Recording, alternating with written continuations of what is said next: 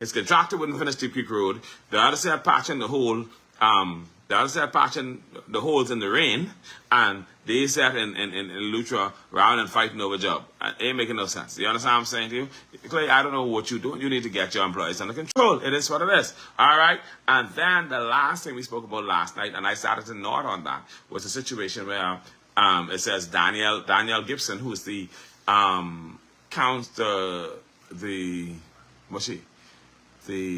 consultant, the Ministry of Works consultant on the clay sweeping, Danielle Gibson of Wimson's Pike. She's the Ministry of Works consultant on the clay sweeping, where she went after BPL. Now, here's the thing, and I think I read it last night, so I'm not going to read it tonight, but I'm going to say is this, and I said it, I think I said it then.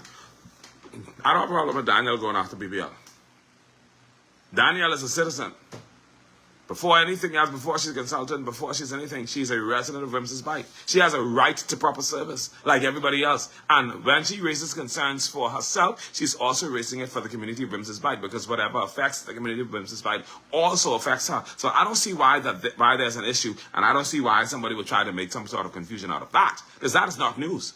I'd be carrying on too. I've been carrying on about BPL and their services and so forth and so on. Now, mind you, they tried to skew the story, and it was an interesting story how they skewed it.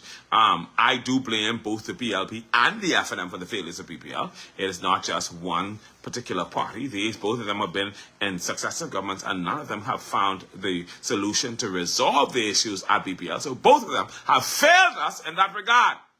It's not a political issue. And I don't want Daniel or anyone to suggest that BPL is sabotaging the government, because if they are sabotaging this government, they've been sabotaging every government. It is what it is. You understand what I'm saying to you? BPL just needs to get it together. That's what I'm saying. And I don't know how they're going to do it. I don't know when they're going to do it, but they need to do it, because they really look bad. Because it cannot be that you've been doing this same thing for years and you can't get it right.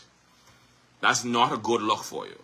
That's not a good look for a corporation that is, or a company that's supposedly advancing, because there's no advancement if you continue to fail at the one job that you have to do. You got one job, keep the electricity up. One job, you've had that one job for years and you can't do that.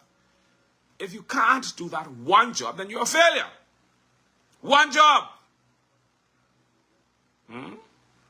And see, my thing is, it isn't as if it was a thing where it wasn't happening so often, where you weren't having outages so often, maybe. But this is something where we have outages sometimes every day of the week. Sometimes, you understand what I'm saying to you? Sometimes several times a day in the week. Sometimes the entire day. People have lost appliances. People have lost food items. People have lost products because of BPL's failure.